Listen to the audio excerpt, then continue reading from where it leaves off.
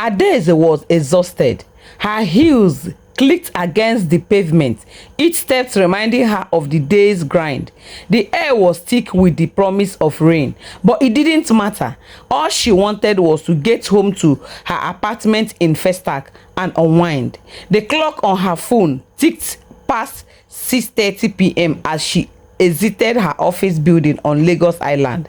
She pulled out her phone to hail a ride, only to be met with a flood of messages on her screen from friends and colleagues, all frantically looking for transport to escape the chaos that had already gripped the city.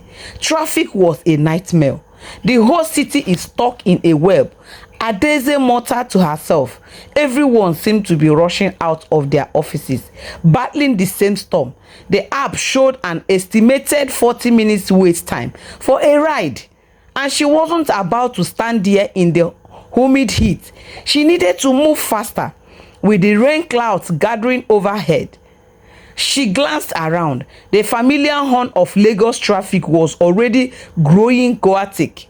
No Uber, no boat. Adaeze sighed,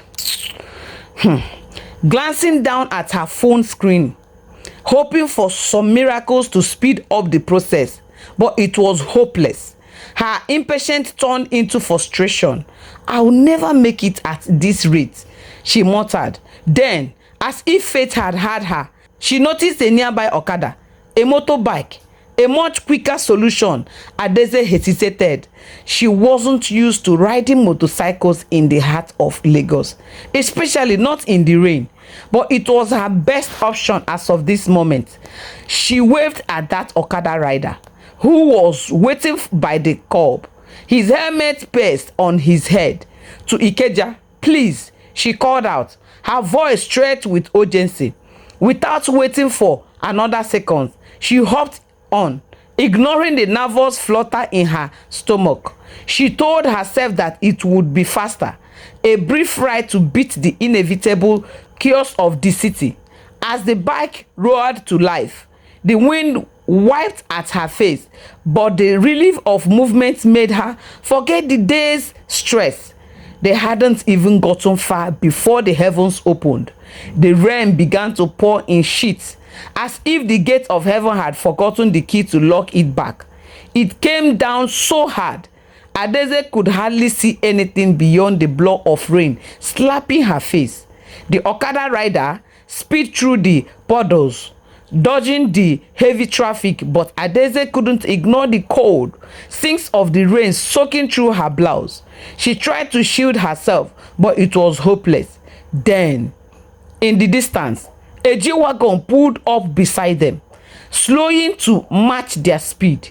The tinted windows rolled down, and a voice from within called out, "Why should a pretty girl like you allow the rain to beat you?"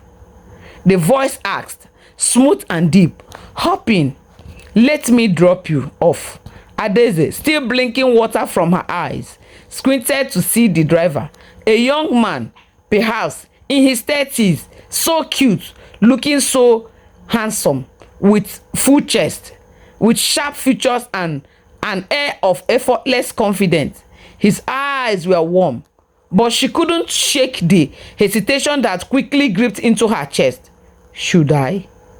For a moment, she thought of rejecting the offer. Stranger danger. But the main rain was getting worse, and the Okada wasn't slowing down any time soon. She glanced at the Okada rider, who was now trying to swerve between cars and dodge the downpour, but his focus was split between the road and the rapidly rising water on the street. Without a second thought, she turned towards the G-Wagon. "I can't let you ride in this rain," the man said again. "Please hop in." The driver insisted, now stepping out of the car to open the door for her. His movement was fluid, smooth, like a gentleman offering a kind gesture. The contrast between the luxury car and the rainy chaos felt surreal. Adaeze felt a brief moment of indecision, but then her instinct took over. She shaved off the Okada rider with a quick payment, handing him a generous tip, and then hurriedly climbed into the G-Wagon. As she sank into the leather seat, The coldness of the air conditioning wrapped around her like a comforting embrace. She sighed in relief.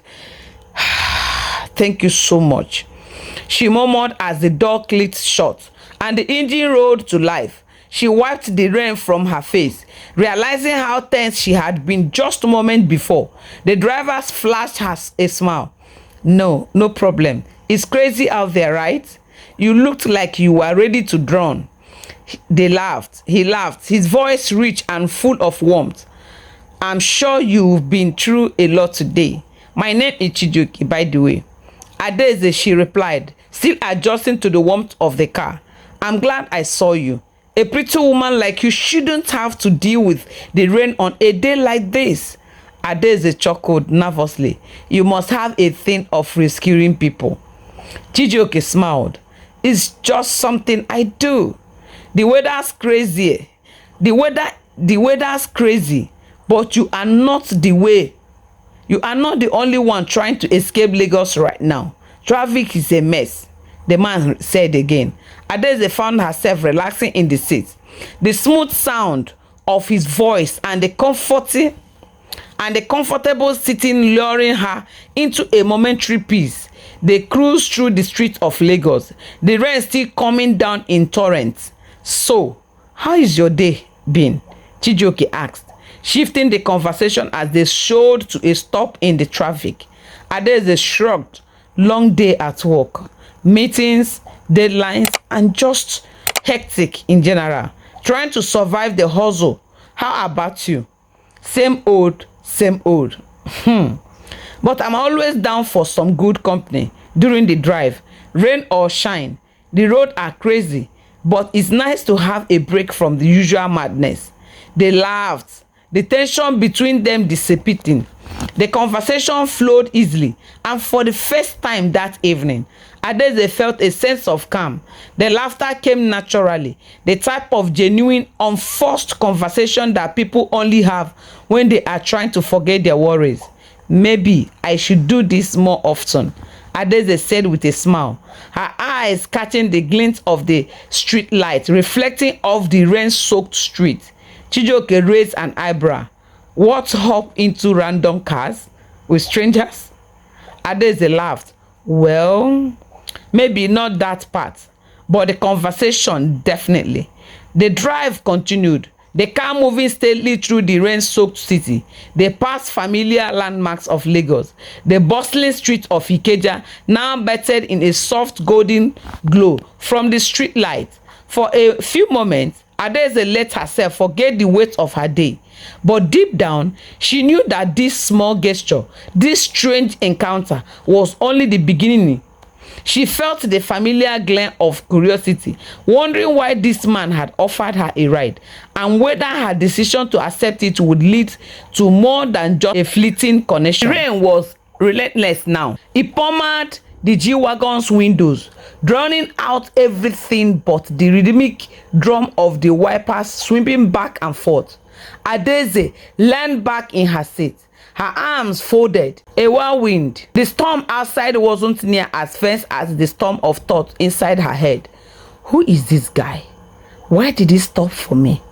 Chijoke, who had been a perfectly cautious stranger at first, now seemed like an enigma. His demeanor was easygoing, but there was something unsettling about his constant calmness.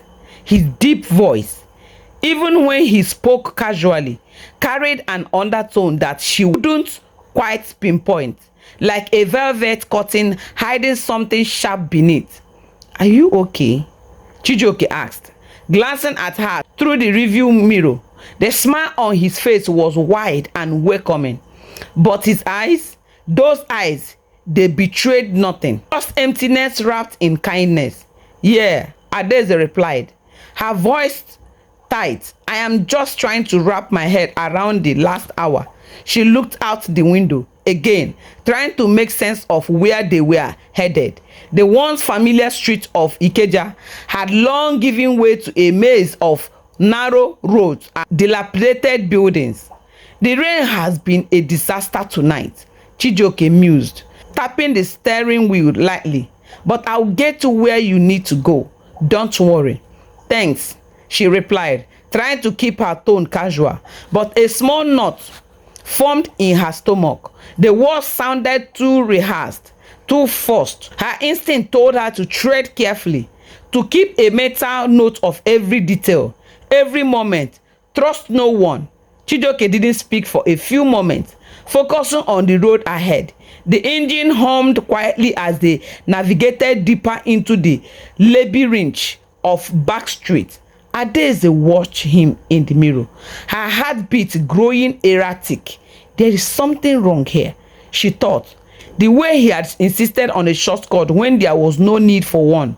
The way he seemed to know exactly what to say to keep her distracted. What was he really up to? Where exactly are we going? Adaeze asked, trying to keep her voice steady. But the underlying fear was palpable. Chijioke glanced at her through the mirror again, his smile still in place. Don't worry, Adaeze. It's just a little detour. We'll get there soon enough. Get where? She pressed, her fingers frightening around her phone. There was a sudden shift in the air. The warmth from the air conditioning, the comfort of the plush leather seat, all seemed to close in on her, like the walls were shrinking. It is better for you just to relax, Chijioke said in a voice that was almost too calm, too controlled. Trust me, you'll be fine. Adaeze opened her mouth to respond, but she stopped herself. Chijioke wasn't answering her questions. Who was he talking to? She glanced at him again, her pulse quickening, the silence between them stretched, thick and suffocating. He didn't seem nervous at all. In fact, he seemed to release the quiet, letting it hang there as if waiting for something.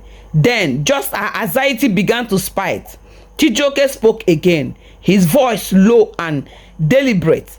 And this time, there was no mistake. The menace in his tone. I'm going to take you to my house tonight, he said, his words slicing through the air like a knife. And by morning, I will give you $100,000. Adaeze froze, her heart pounding in her chest. What? She leaned forward slightly, trying to catch a glimpse of his face, but he kept his eyes on the road. Who are you talking to? She asked, her voice trembling slightly. The words barely left her mouth before the car's atmosphere seemed to shift again, like the air had turned thicker. Chijioke didn't respond. His silence was deafening. Hello? Am I not talking to someone? She pressed. What do you mean by that? Why would you say something like that? The words seemed to be hanging in the air. The weight of them made her feel small, significant, like a chess piece being moved without her consent. I need to get out of here. Suddenly, Chijioke's voice cut through the silence again, this time with a cold baritone edge that sent a chill down her spine. I will take you to my house tonight, and if you don't follow my instructions, I will turn you into a snake, and for the next 5 years, you will vomit money endlessly. For me, Adaeze's breath hitched in her throat. She stared at him through the review mirror, trying to process these words, but they didn't make sense at all. What kind of person says these kind of things? She opened her mouth, but nothing came out. Fear gripped her chest like a vice. This wasn't just a ride anymore. It was something else entirely. Wait, what? What are you talking? Who are you talking to? She demanded again, panic gripping into her voice. You can't be serious, right? Chijioke's lips coiled into a small, audible smile. He didn't speak again for what felt like an eternity. The car seemed to grow quieter with every passing seconds, but the silence was more oppressive than before. Adaeze's heart hammered in her chest. She wasn't sure what she should do, but she knew one thing. She couldn't just sit there, trapped in this car with a man who was now openly threatening her. This wasn't right. This can't be happening to me. Please, she said, her voice cracking. I want to get out of this car right now. Chijioke didn't move. His grip on the steering wheel tightened as he continued driving, as if her words meant nothing. Adaeze, feeling the panic rising inside her, tried to reach for the door handle. She hanked at it desperately, but it was locked. She rattled the handle again and again, but the door remained firmly shut. But it was locked. She rattled the door again and again, but the door remained firmly shut. "Open the door now," she shouted, her voice growing louder, desperate. "Let me out." But no matter how hard she tried, no matter how loud she screamed, no one could hear her. The car was soundproof, and the rain outside drowned everything else. She turned back to Chijioke, her heart racing. "Chijioke, let me out. Open this door now." He remained silent. His face never wavered. He was still smiling, but there was nothing friendly in his expression. He was a man who had already made up his mind about what he wanted. And Adaeze at that moment was no longer a passenger. She was a prisoner. She stopped yarning, realizing that it wasn't going to do anything. Her breath came in shallow, gasped as she tried to calm herself down. The tears welled up in her eyes, but she forced herself to hold them back. "I can't panic. I can't panic. Adaeze, I can't panic. Don't give him that power. I can't give him the power over me." She spoke to herself. Chijioke finally spoke again, his voice colder than before. "Your second option is simple. Adaeze, you come with me to my house, and when we get there, you will lick the wound on my head and collect your $100,000. It will be painless. All you have to do is follow my instructions. If you do, we both get what we want." Adaeze's mind reeled. "This is insane. This can't be real. What do you mean human being lick your wound on your head?" In that moment, a small spark of defiance ignited in her chest. She wasn't going to do whatever he wanted. She wasn't going to just lay down and accept his fate. But she also had to be careful. "I need to think, Adaeze, think. Then a thought hit her. She remembered something. She was on her period. Without hesitation, Adaeze looked over at Chijioke, trying to mask the urgency in her voice. "I need to pee," she said quickly. "Please open the door. I can't hold it any more longer." Chijioke glanced at her in the mirror, face unreadable. "Not now, Adaeze. You have to wait until we get to my house. We are very close." Adaeze's heart raced. She knew this was her chance. If she could do this, maybe she could escape. Without warning, she shifted in her seat and secretly adjusted her underwear, feeling the heat of her own blood started to make its presence known. She looked at Chijioke again and began to slowly urinate on the seat beneath her, hoping he wouldn't notice until it was too late. As the warmth spread across the leather, she could feel her heat pounding, but she kept her face straight. She didn't move, didn't react. The sound of the liquid hitting the seat was deafening in the silence.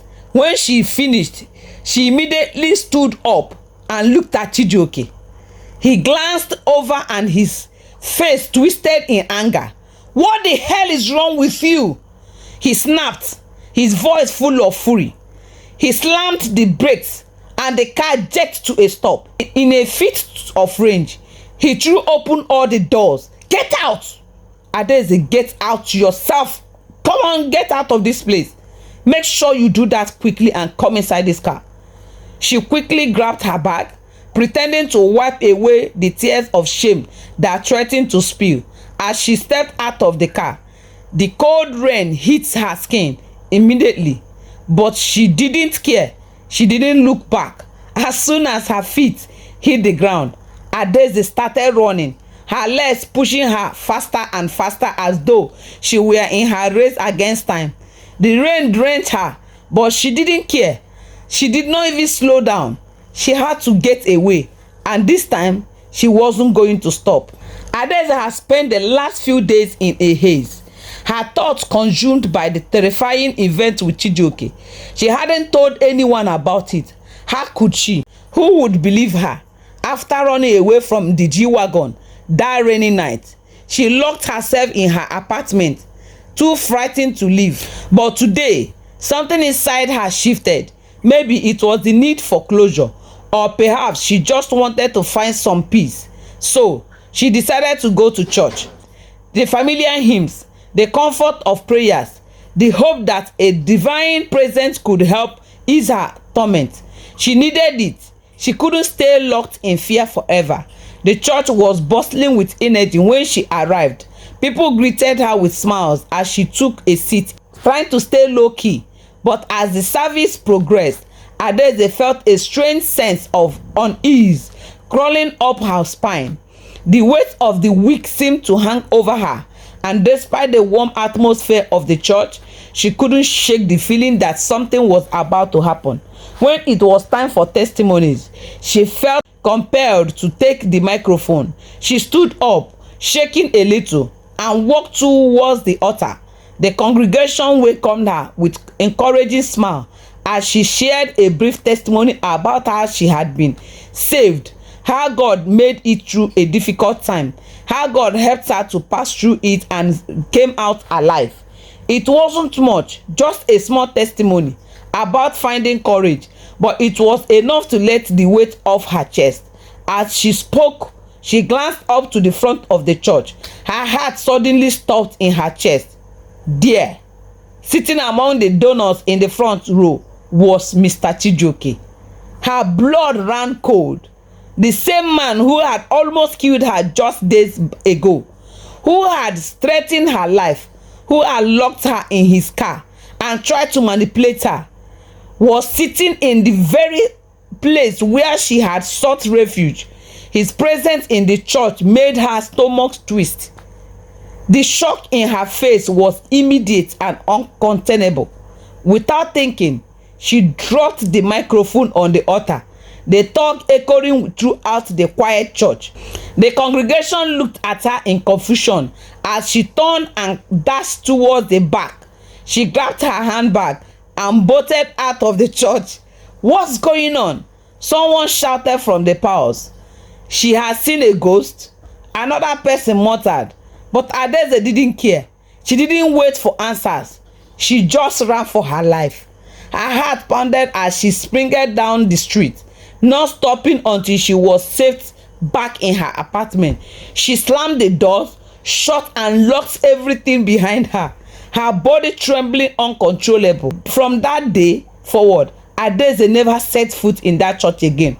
The trauma of seeing Chijioke there, the man that have wounds in his head, of realizing that he was in control of her fate, even in place she thought was safe, shattered her sense of security. She never returned to church, nor did she ever speak about the experience to anyone. It haunted her, a reminder that even in the most sacred place, danger could lurk.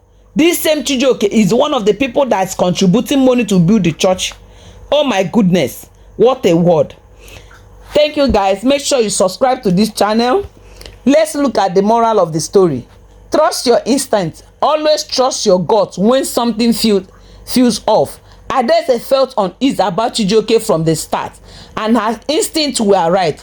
Trusting your feelings could help you avoid dangerous situations. Have you ever trusted your instinct to get out of a dangerous situation? Share your experience in the comment section below. Be aware of your surroundings.